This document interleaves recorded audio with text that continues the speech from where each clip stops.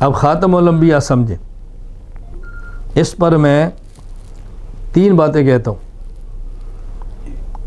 جس کا دائرہ نبوت محدود ہو اسے نبی کہتے ہیں، اور جس کا دائرہ نبوت غیر محدود ہو اسے خاتم الانبیاء کہتے ہیں۔ جس کا دائرہ نبوت محدود ہو کیا معنی؟ مخصوص زمان کا نبی ہے، مخصوص مکان کا نبی ہے، مخصوص قوم کا نبی ہے، یہ نبی ہے۔ اور جو زباں سے لا زماں کا نبی ہو، مکان سے لا مکان کا نبی ہو، قوم نہیں اقوام عالم کا نبی ہو، اسے خاتم الانبیاء کہتے ہیں۔ میرا جی چاہتا ہے میں اس پہ کھل کر بات کروں، لیکن میں کبھی ایک بات مزاح میں کہا کرتا ہوں، بھئی آپ بڑے لوگ ہیں، میں چھوٹا آدمی ہوں۔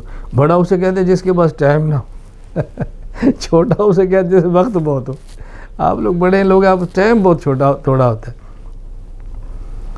آدم سے لے کر عیسیٰ انبیاء ہیں، ہمارے پیغمبر خاتم الانبیاء ہیں۔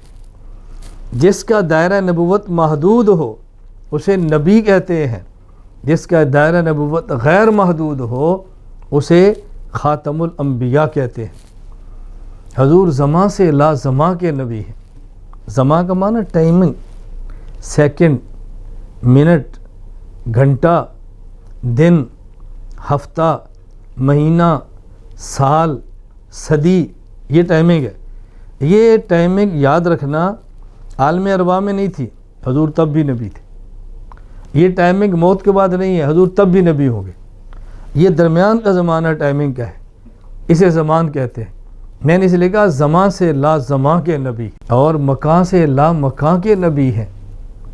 یہ زمین مکان ہے، آسمان مکان ہے، برزخ 2 چیزوں کا مجموعہ ہے، مکان اور زمان۔ مکان ہے ہمارے پیغمبر، اللہ اکبر، عرش لا مکان ہے، فرش مکان ہے ہمارے پیغمبر۔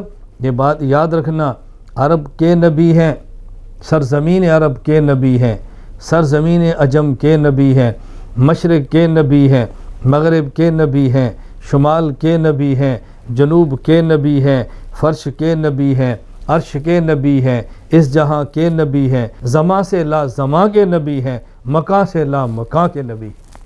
خاتم الانبیاء ہے نا، خاتم الانبیاء۔